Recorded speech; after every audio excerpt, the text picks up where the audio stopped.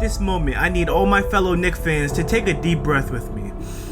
Inhale the trade rumors, exhale the letdown. It's been a roller coaster of emotions for the last 2 weeks, and I know our front office tried their best, and I'm trying to keep my composure, but fuck that. Alright, fuck that. I'm on BT bad timing when it comes to Leon Rose and Scott Perry. Man, why is it always us? First, we were supposed to get Zion with the #1 pick back in 2019, but Adam Silver rigged that draft, and we ended up with RJ. RJ, I love you, nigga, but damn it's Zion, let's be honest. Then we were teased into getting KD and Kyrie Irving just for them to go to the ops across the street.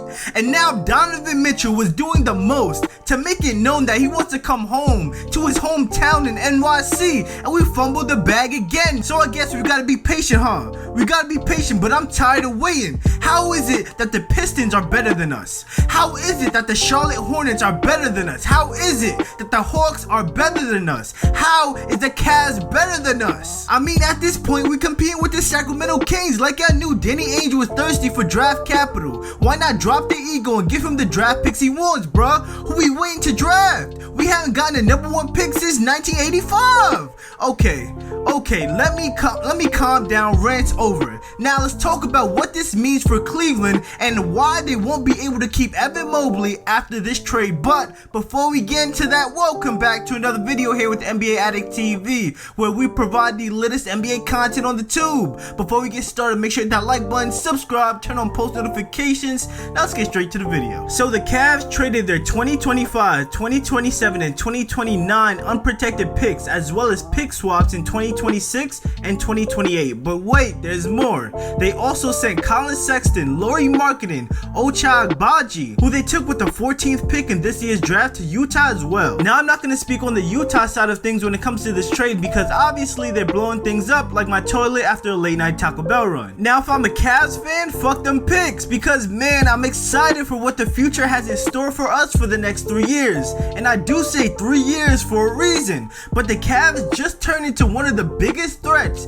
in the Eastern Conference to make it to the NBA Finals. Me personally, I think this move makes them just as good as the Sixers, Bucks, Heat, Celtics, and Nets, despite the youth and inexperience. Am I wildin' for saying that? Just look at their roster. Darius Garland at the point, who proved he can lead a winning team, as well as being a sharp shooter from outside, hitting 38% of his threes on about 6 attempts per game. He is also crafty with the ball in his hands, has elite playmaking skills, as well as being able to finish over larger defenders. Now Mr. Donovan Mitchell at the 2, we all know SPIDA is athletic as hell and can score with the best of them. Isaac Okoro at the 3, we all know Okoro brings his defense every night, but his offense has yet to show up. For now, he will probably play a Matisse Thybulle type of role. Evan Mobley at the 4 and Jarrett Allen at the 5, them twin towers is lethal when on the court. With Caris LeVert, Cedi Osman, Kevin Love, and Isaiah Mobley coming off the bench, let's just take a second and just give Kobe Altman some praise. He was doing such a good job.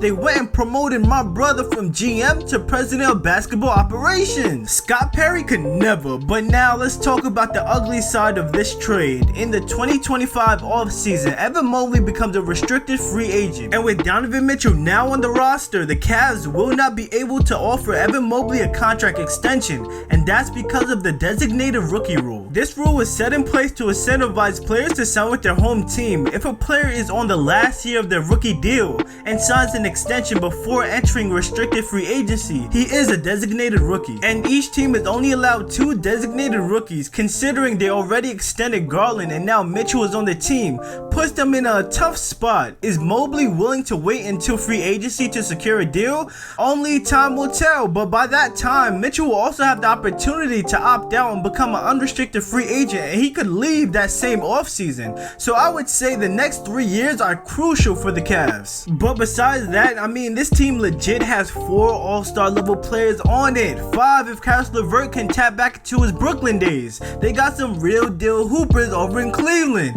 And if their season doesn't get ravaged by injuries once again, there's no doubt that they will be a top 4 seed. Now I know what everyone is thinking. Yeah, the scoring is cool, but that backcourt can't guard a thing. Wrong. Although Garland and Mitchell are both 6'1", undersized guards. I believe in a winning situation and a good defensive game plan will play to their strengths on defense. Like in Utah, Quinn Snyder literally stepped down after being the head coach for 8 years because his shitty defensive game plan was let Rudy Gobert do everything. And Garland is in his second season and hasn't learned to be a good defensive guard in the NBA yet, and I do think it's possible even for a 6'1" guard. Whether you are watching Patrick Beverley or Chris Paul, you can indeed be effective as a smaller guard. It just takes effort. I mean, ask Colin Sexton, who by the way got that bag he was looking for. You love to see it. But say Garland and Mitchell were piss poor on defense, and even say for some reason Isaac Okoro was getting cooked too,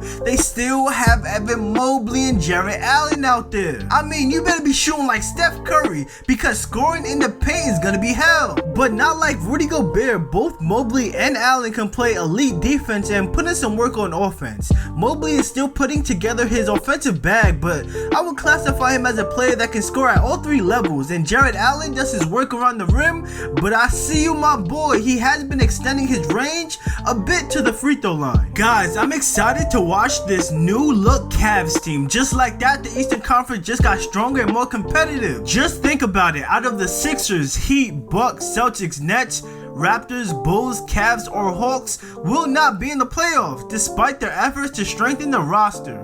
I've been saying this for a while, but this upcoming season will be the best NBA season of all time, or as long as I've been watching basketball. But with that being said, guys, let me know what you think about the Donovan Mitchell trade and the Cavs going forward. Make sure to leave a like, subscribe, turn on post notifications if you are an NBA addict, and I'll see y'all next video.